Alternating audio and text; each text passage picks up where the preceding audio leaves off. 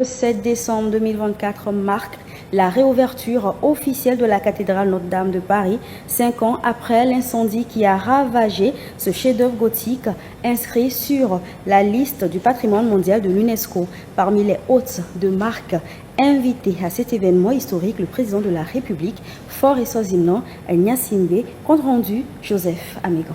Le président de la République, Faure Eswazimnan Gnassingbé, à la réouverture de Notre-Dame de Paris.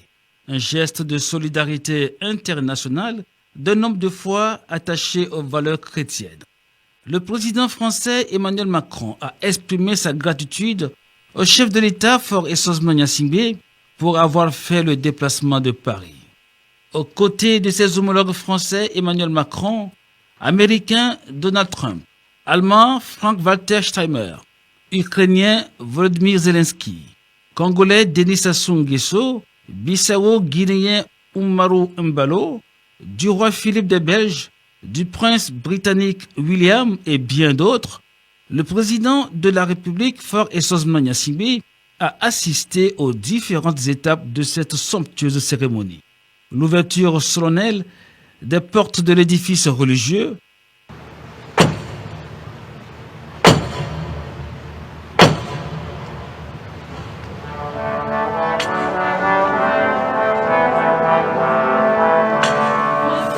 le mot de bienvenue du président Emmanuel Macron, office de circonstance par l'archevêque de Paris, Monseigneur Laurent Urich, le retentissement pour la première fois du grand orgue qui a survécu aux flammes le 15 avril 2019 et le message de soutien du pape François. Le président Emmanuel Macron a exprimé la gratitude de la nation française aux dirigeants européens, américains et africains, au nombre desquels le président Faure Eswazimnan Gnassingbé, qui ont fait le déplacement de Paris pour manifester leur geste de solidarité et de fraternité internationale et leur engagement pour la préservation de ce patrimoine culturel. L'archevêque de Paris a de son côté salué le soutien affirmé de par le monde, particulièrement des dirigeants venus de divers continents, pour s'associer à cette œuvre collective de la transcendance et de l'espérance. Le chef de l'État togolais, Faure Eswazimnan Gnassingbé, s'est félicité de la renaissance de ces témoins matériels de l'histoire de l'humanité, résultante des efforts collectifs.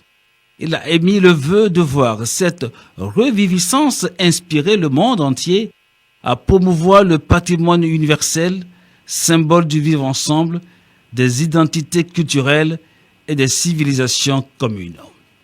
Heureux de participer aujourd'hui à la cérémonie de réouverture de la cathédrale Notre-Dame de Paris, ce joyau, témoin d'histoire et de spiritualité, renaît grâce à un élan collectif exceptionnel. Il incarne l'aspiration humaine à surmonter les épreuves et à se surpasser pour reconstruire. Que cette renaissance inspire le monde entier à préserver, restaurer et transmettre le patrimoine mondial aux générations d'aujourd'hui et de demain.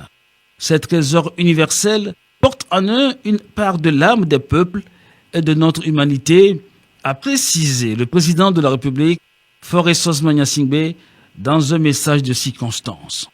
Le chef de l'État assiste régulièrement à différentes manifestations religieuses.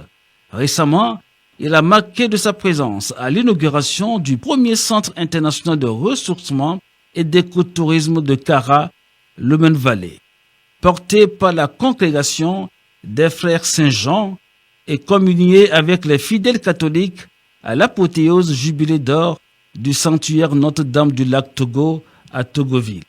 Sa participation aujourd'hui à la réouverture officielle de la cathédrale Notre-Dame de Paris témoigne de sa foi profonde, au-delà de ses charges républicaines. La cathédrale Notre-Dame de Paris est construite au Moyen-Âge et classée au patrimoine mondial de l'UNESCO en 1991.